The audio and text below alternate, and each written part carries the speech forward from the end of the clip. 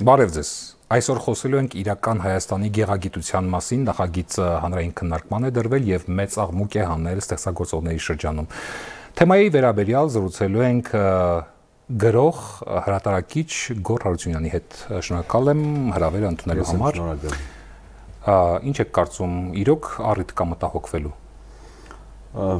Առիթ կա մտահոգվելու, բայց նայած հարցի որ կողմից գանք։ Նախ առիթ կա մտահոգվելու հասկանալու պետության գեղագիտությունը, գեղագիտության կոնցեպտը ինչ է եւ ինչ ճանապարհով է գնալու։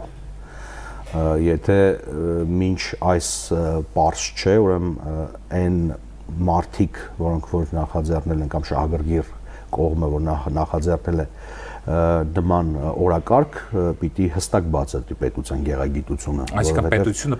պետությունը պետք է բացատրի գեղագիտությունը։ Ոչ թե գեղագիտությունը, իր մշակութային քաղաքականության կոնցեպտը առհասարակ։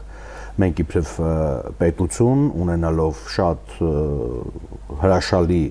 մշակույթ եւ վաղնջական եւ պատմական անցյալից խոր պատմական անցյալից եկող եւ ըստ էության երբեք էլ չընդհատված շատ հարուստ մշակույթ, պիտի հասկանանք պետությունը հիմա որ կոնցեպտով է գնում, մշակութային ինչ քաղաքականությամբ է գնում։ Ես ենթատեքստերը այստեղ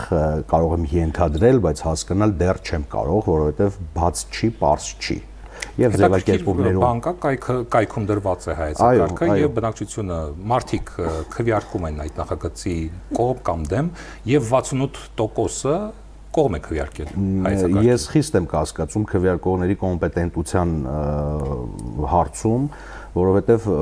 հարցեր կան, բաներ կան, որ ընդհանրապես ամբողջավարությամբ չեն լուծվելու դրանք։ Այսինքն չի կարող որևէ մեկը քվեարկել իբրև բանաստեղծի իմ փոխարեն, ճակերտավոր է իմ փոխարեն, թե ես վաղը ինչ բանաստեղծություն պիտի գրեմ, ինչ բովանդակությամբ եւ ինչ ձևով։ Բայց ես ուզում խոսքը տանել նաեւ հարցի մյուս մասին կամ ծայրին հանգեցնել, որ մենք նաեւ հետ անկախության շրջանում մի այլ ծայրահեղության մեջ ենք ընկել ենք ամենաթողության մի այսպես բովի մեջ ու սա ես չի որ պիտի հիմա ասեմ կամ նորություն չի որ պիտի ասեմ ամբողջ թե մեր գրական անդաստանը այսպես մտել է այս թողուբոհի մեջ եւ շատ դեպքերում գնացել ենք ծայրահեղությունների գիրկը ձևի բովանդակության լեզվի աղճատման, խեղաթյուրման, սրանք հարցեր են որ պիտի լուծվեն նույն հեռուստատեսային բովանդակությունը, հա հեռուստապրոդուկտը ամենատարբեր եւ հաղորդումների եւ սերիալների եւ մի խոսքով Ըստ ձեզ բացթողումը որտեղ է բացթողումը թերևս մի քիչ ավելի խորքային է դպրոցում է մի քիչ ավելի խորքային է միևնույն է հեղումը պետք է տանք պետությանը միևնույն է ես չեմ ուզում պետությունը իդենտիֆիկացնենք նույնականացնենք իշխանության հետ որովհետեւ բոլոր իշխանություններն իրար հերթագայող պիտի մշակութային կոնցեպտը մշակութային քաղաքականությունը լավ այսպես չասեմ բացատրեին, բայց գոնե թե ներկայացնեին, որով որ արվեստագետները եւ անհատները եւ խմբային այսպես ստեղծագործական միավորումները կհասկանային որտեղ է սկսվում ամենաթողությունը, որտեղ է ստեղծագործողի ազատությունը։ Կատեգորիկ եւ միանշանակ է, որ ընդհանրապես չպիտի լինի գլավլիտ, այսինքն պետության կողմից կամ որևէ մի շահագրգիռ խմբի կողմից նույնիսկ եթե դա պետությունն է, չպիտի լինի ստեղծագործողի վրա լրացուցիչ մահակ կամ ճնշում, որ เป զի ստեղծագործողին, անհատ ստեղծագործողին խմբերին, չգիտեմ, տանի իր գեղագիտական ճաշակ, պարտադրի իր գեղագիտական ճաշակը, բայց միևնույն ժամանակ մենք պետություն ենք եւ ուզում եմ որ ճիշտ հասկացված լինի իմ ասելիքը, որ պետության մեջ չի կարող լինել ամենաթողություն։ Երբեմն մենք ենք ձայն բարձրացրել եւ կարծում եմ իրավամբ ենք ձայն բարձրացրել մենք ստեղծագործողներս, մտավորականներս, որ մենք արդեն թևակողում ենք կամ մտել ենք կամ խորանում ենք արդեն մի այսպես ճահճի մեջ, որ ով ինչ ուզում անում է։ Եվ արվեստի, մշակույթի դաշտը պարապ թողնել ուղղակի չի կարելի, քանիցս մենք խոսել ենք, որովհետև պարապ թողած, չգիտեմ, արտում, դաշտում միշտ մոլախոտ է աճելու, ու այս մոլախոտը վերահսկել այո պետք է, բայց այդ չի կարելի դարձնել, կրկնում եմ, այն մահակը, այն մկրատը, որ շատ լավ, իրենք ձևակերպում են իրական Հայաստանի գեղագիտության հիմնական մոտեցումը, կարելի է ձևակերպել հետևյալ կերպ՝ հայացք դեպի ներս, որ օգնում է արդյունավետ հարաբերվել դրսի հետ։ Նախագծում գրված է այսպես։ Միտքը որպես այդպեսին չեմ հասկանում, բայց ենթատեքստը փորձում եմ ենթադրել։ Եթե ինձ հարցնելու լինեք, հայացք միայն ներս, այսինքն միայն կոնսերվատիվ մշակույթը մեզ ոչ մի տեղ է տանելու, հայացք դեպի ներսը, եթե ես ճիշտ եմ այսպես վերծանում, հա, փորձում եմ վերծանել։ Ենթատեքստը ես հասկանում եմ իհարկե իրական Հայաստանի կամ պատմական Հայաստանի կամ այն մեր գլխում եղած տեսիլային Հայաստանի միջև անջրպետ կամ ջրբաժան դնելն է, եւ սա արդեն նոր խոսույթ չէ, քաղաքական նաեւ խոսույթ է բավականին երկար ժամանակ, որ սիրելիներ եկեք նայենք մեր իրական Հայաստանին, ուտոպիաներով էլ չապրենք, զարգացնենք մեր իրական Հայաստանը, այդ թվում եւ հիմա հասնենք մշակույթին, հա, մշակույթը այդպեսին դարձնենք, չգիտեմ, գուցե էլ մեր տեքստերում չլինի Մասիսը, մեր բանաստեղծություններում, մեր երգերում, Հայկ Նահապետը, չգնանք մեր պատմության խորքերը, բայց որևէ ժամանակում, որևէ պատմական հատույթում, որևէ իշխանություն չի հաջողել նույնիսկ ամենա այսպես արյունոտ ռեպրեսիաներով չի հաջողել մարդկանց գիտակցությունից հանել իրենց այսպես պատմական գենետիկ հիշողությունը եւ հնարավոր չի մանկուր դարձնել մի ամբողջ ազգի։ Ուղղակի հնարավոր չի։ Եթե սա է ենթատեքստը, ես կոնկրետ հստակ ունեմ իմ մոտեցումը եւ այսպիսով չի լինելու դա, ինչքան էլ որ ձգտենք հասնել դրան։ Մի տեսակ խորհրդային տարիների գրաքննությանը չի նմանվում այս հայեցակարգը, երբ պարտադրում էին թեմատիկ ստեղծագործություններ, նույն միջոցառումներ, միջազգային մակարդակի նույնիսկ, թեև խորհրդային տարիներին ստեղծվեց առանձին արվեստի ճյուղ, նույն խորհրդային էստրադան հանգիստ կարելի է դնել շանսոնի եւ ջազի եւ մնացած այլ երաժշտական ժանրերի կողքին, որովհետեւ դա առանձին մի ժանր է ձևավորել։ Այո, բայց ես հեռու եմ այն մտքից, որ հենց այդ ժանրն էլ չէր վերահսկվում գլավլիտը, այնուամենայնիվ արգելի Կարեն, ես ուզում եմ չընկնել դեպքերից առաջ, մինչև մեխանիզմը չպարզեցնեն, թե ինչպես է այդ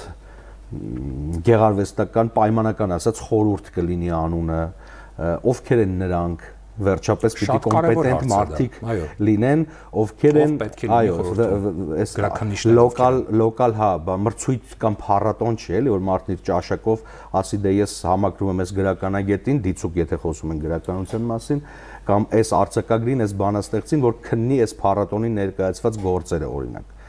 Մենք խոսում ենք պետության քաղաքականությունից, բայց նաև կրկնում եմ, պետությունը պիտի ունենա պատասխանատվություն, նախ ունենա հայեցակարգ մշակութային ինչ ճանապարհով է ուզում գնալ, այս պիտի նախ դրվի հանրային քննարկման, սիրելիներ, դուք համաձայն եք, որ մենք գնանք այս ճանապարհով, թե համաձայն չեք, հետո նոր դրա վրա հասկանանք ինչ մեխանիզմներ ենք կիրառում, որ մեծի հաշվով չընկնենք այլ ծայրահեղության մեջ։ Այսինքն չստացվի այնպես, որ պետությունը ազգային շահը դիտարկելով մշակութային քաղաքականությունը իրացնում համաձայնեցված, մեկ էլ հանկարծ ինչ-որ անձեր խմբեր, խմբավորումներ սկսում են ազգային շահի դեմ այս պարագային դուրս գալ եւ մշակութային քաղաքականություն որպես այդպեսին իրացնել։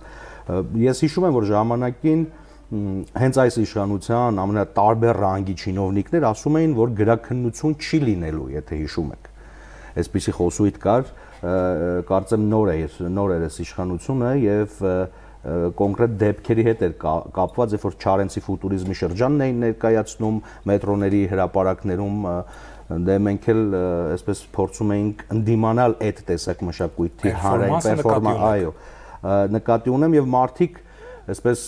բավականին ագրեսիվ ասում էին, որ մեր իշխանության օրոք գլավլիտ չի լինելու, այսինքն չի լինելու կտրուկ վերահսկվող կամ ծայրահեղ վերահսկվող մի մարմին, որը ստեղծագործողին կդնի ինչ-որ չափերի մեջ, ինչ-որ այսպես շրջանակի մեջ եւ կպարտադրի իր գեղագիտական ճաշակը։ Հիմա եթե գնալու ենք այստեղ, հա, հնարավոր է, որ մենք կհասնենք բավականին այսպես խոցելի կամ ետնախորշային միտեղ անհնար է ստեղծագործողին ստիպելով պարտադրել ինչ որ մշակութային կոնցեպտ Եթե ես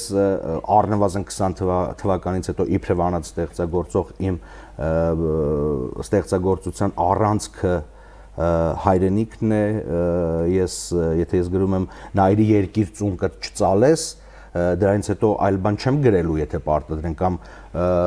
չգիտեմ, մեր ընկերներից մեկը, երբ որ երգ է գրում, երգի բառեր է գրում, որ Այս մոտավոր վերարտադրում եմ, էլի սրբազան հողի համար մենք դեռ արյուն ունենք տալու։ Ռազմի կոչեր են ասում, եւ այլն դա արգելված է իհարկե։ Սրանք նոր հայեցակարգը դա արգելում է։ Հիմա տեսեք, դուք բացի բանաստեղծ լինելուց նաեւ հրատարակիչ եք։ Ձեզ մոտեցել են եւ տալիս են գրականություն հրատարակելու համար, որը ամբողջությամբ Ես ինքս էլ լավ չեմ պատկերացնում այս հայեցակարգը, բայց դեռ ճանապարհ ունի անցնելու ամեն դեպքում հանրային քննարկումներ, լսումներ եւ այլն։ Դե մենք էլ ենք հիմա հանրային քննարկում անում, էլի մեջ պրոցես։ Հիմա եթե հաստատվեց եւ այդ կոնցեպտով ստեղծագործություններ բերեն եւ ձեր հրատարակությունը փորձի ավելի ճիշտ առաջարկեն տպագրել, չեք տպագրելու։ Կրկնում եմ մի բան, եթե վերջնականապես պարզ լինի, այս ինչ հայեցակարգ է, հայեցակետ է, ու սրա մեջ ինչ պարտադրանք կա, այդտեղ պասելիք ես կունենամ, հիմա չգիտեմ։ Մեծ մասը ստեղծագործողների մի խումբ ահազանգում է, որ փաստաթղթի ծավալուն տեքստում ոչ մի անգամ չեն հիշատակվում հայ, հայկական եւ հոգեվոր բառերը։ Այդ հայեցակարգում։ Այո։ Մտահոգվելու առիթ կա։ Մտահոգվելու առիթ կա եւ երբ թե հանրային քննարկումները բերելու են ինչ որ